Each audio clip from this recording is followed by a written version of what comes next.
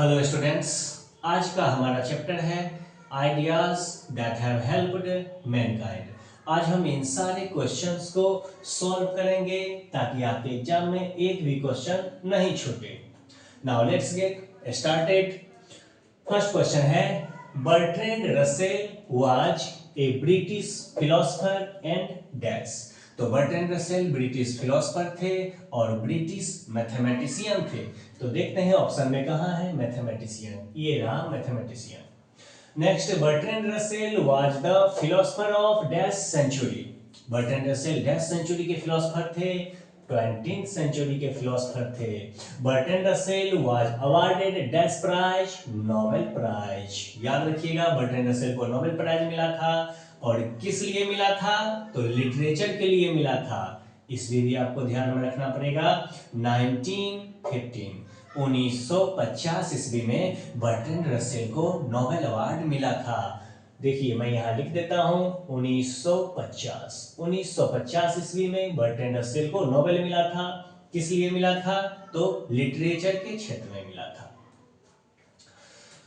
Who wrote marriage and morals? Bertrand Russell ने marriage and morals लिखा था। और आपको एक और बुक याद रखना पड़ेगा इनका, Why I am not a Christian, Why I am not a Christian। Marriage and morals, Why I am not a Christian Bertrand Russell ने लिखा था। There was a time when dash was a rare species, यानी कि एक समय रहा होगा जब डैश रेयर स्पीसीज रहे होंगे। तो यहाँ पे देखिए होमोसेपियंस एक रेयर स्पीसीज रहे होंगे।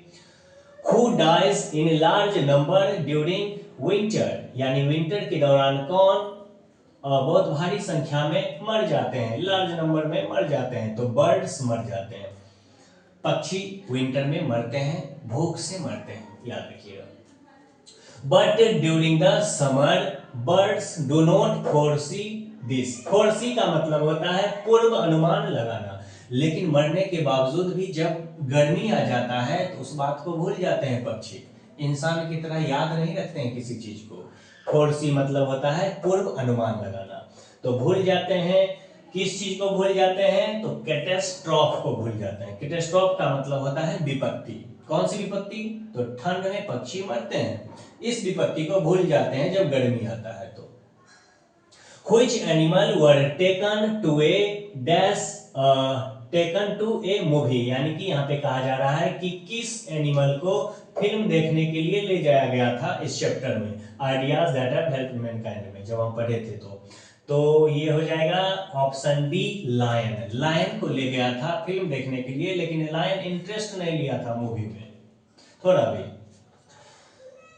Dash can not gate pleasure from music, poetry, wine, sports. इसमें से कौन से हैं जो म्यूजिक से आनंद नहीं लेता है, पोएट्री, वाइन, स्पोर्ट्स ये सबसे आनंद नहीं लेता है? तो एनिमल हो जाएगा इसका correct answer. Dash taught to be more friendly towards one another. हम लोग एक दूसरे से दोस्ताना रूप से रहते हैं, अच्छा व्यवहार बनाकर रहते हैं। तो किस चीज से हम लोग ये चीज सीखे हैं? तो हम लोग सीखे हैं कौन चीज से बताइए? सिविलाइजेशन से सीखे हैं। सभ्यता ने हमें एक दूसरे से अच्छा व्यवहार करना सिखाया है। Robin peck an elderly dash to death, ये रॉबिन हो जाएगा। यानी रॉबिन पक्षी बूढ़े रॉबिन को, जब रॉबिन पक्षी बूढ़ा हो जाता है तो यंग वाले जो होते हैं वो चोंच मार मार कर मार देते हैं। तो रॉबिन को मार देता है, तो मैंने इसलिए यहाँ पे रॉबिन को टिक लगाया है।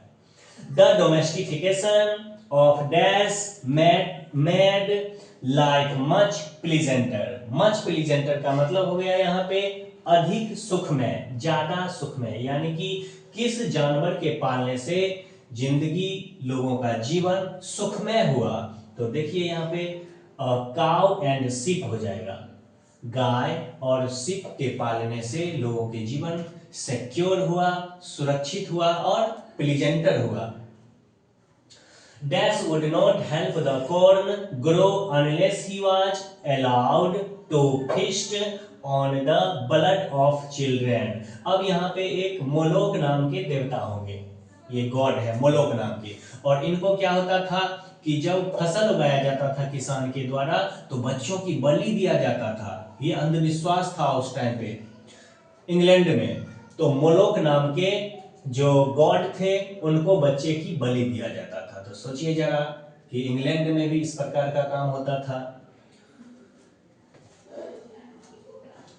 In the early days of industrialization in Manchester, the 6 years old children were kept working dash hours। यहाँ पे मैनचेस्टर में जब इंडस्ट्री खोला गया था शुरू में, तो बच्चों को, छोटे छोटे बच्चों को 12 से 14 घंटे तक काम करवाया जाता था।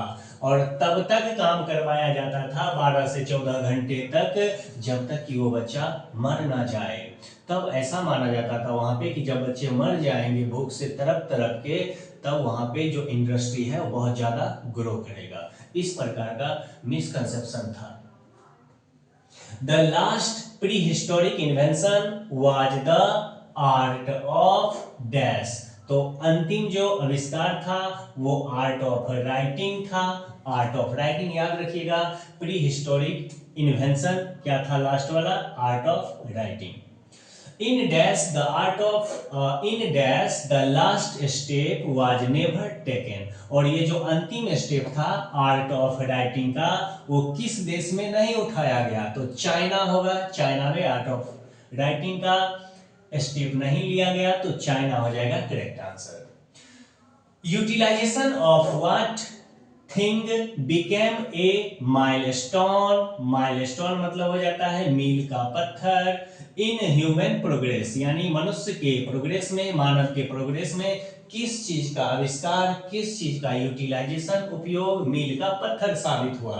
तो फायर का। जब आग का आविष्कार हुआ तब धीरे धीरे मनुष्य की तरक्की बहुत अच्छी तरह से होने लगी, क्योंकि आग के आविष्कार से पहले मनुष्य भी जानवर की तरह कच्चे मांस ही खाते थे।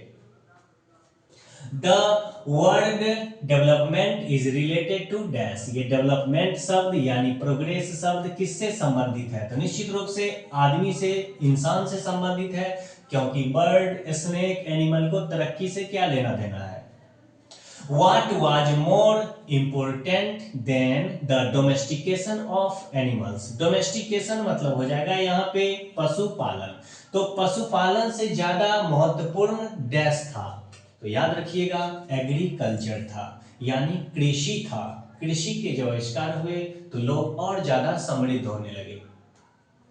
Our attitude towards those outside our herd is। अब ये क्वेश्चन कह रहा है कि हमारा जो एटीट्यूड है, हमारा जो मनोवृत्ति है उन लोगों के प्रति जो हमारे समूह से बाहर के लोग हैं, समूह वाले नहीं, फैमिली वाले नहीं, जो हमारे समूह के बाहर के लोग हैं उसके प्रति हमारा एटीट्यूड कैसा रहता है?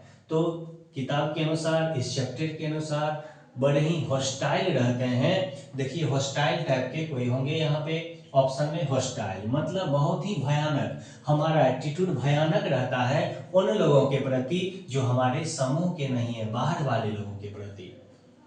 ऑल टेक्नोलॉजिकल चेंजेज काज डैश प्रॉब्लम। जितने भी टेक्नोलॉजी संबंधी परिवर्तन होता है वो डैश समस्या को उत्पन्न करता है, तो सोशल समस्या को उत्पन्न करता है। हमारे समाज में समस्या उत्पन्न होता है टेक्नोलॉजिकल परिवर्तन से।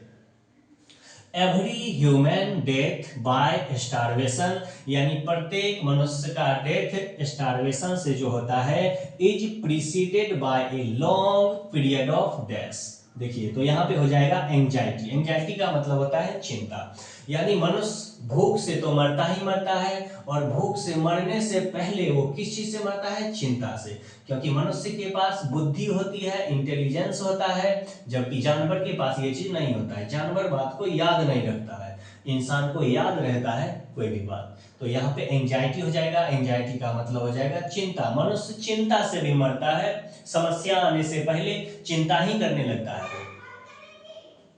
Human beings suffer more due to their dash. अब मनुष्य सफर करता है, पीड़ित होता है, सफर मतलब पीड़ित होना, मनुष्य पीड़ित होता है ड्यू टू देयर डैश, अपने डैश की वजह से, तो बुद्धि की वजह से, इंटेलिजेंस की वजह से। मनुष्य के पास बुद्धि है और यही बुद्धि की वजह से हम इंसान भी बने हैं जानवर से, लेकिन यही बुद्धि कई बार हमें पीड़ित कर देता है, हमें चिंता में डाल देता है। Bertrand Russell was also a dash, तो बर्ट्रैंड रसेल डैश भी थे, तो याद रखिएगा कमेंटेटर भी थे। इधर हमने देखा कि बर्ट्रैंड रसेल क्या थे, तो ब्रिटिश फिलोसफर थे, ब्रिटिश मैथमेटिशियन थे। अब एक और बात आ गई है, बर्ट्रैंड रसेल कमेंटेटर भी थे, तो तीनों बात आपको ध्यान में रखना पड़ेगा। कौन कौन, तो एक मैथमेटिशियन, फिलोसफर और commentator. Bertrand Russell belong to dash, Bertrand Russell dash से बिलोंग करते हैं, तो ब्रिटेन से बिलोंग करते हैं। The correct meaning of idea, idea का करेक्ट अर्थ क्या होता है, सही सही अर्थ क्या होता है, तो आइडिया का मतलब होता है विचार यानी धारणा। देखेंगे हम ऑप्शन में, यहां हो जाएगा कंसेप्शन, आइडिया का मतलब होता है कंसेप्शन। तो प्यारे बच्चों, आपने देखा कि कितना फटाफट हमने इतने सारे क्वेश्चंस को डील कर लिया है। अब आपको एग्जाम में यहां से क्वेश्चन बिल्कुल भी नहीं छूटेगा, आप निश्चिंत रहिए, मैं सारे चैप्टर्स का बारी बारी से करा दूंगा। तो मिलते हैं अब नेक्स्ट डे नेक्स्ट टॉपिक के साथ। जय हिंद।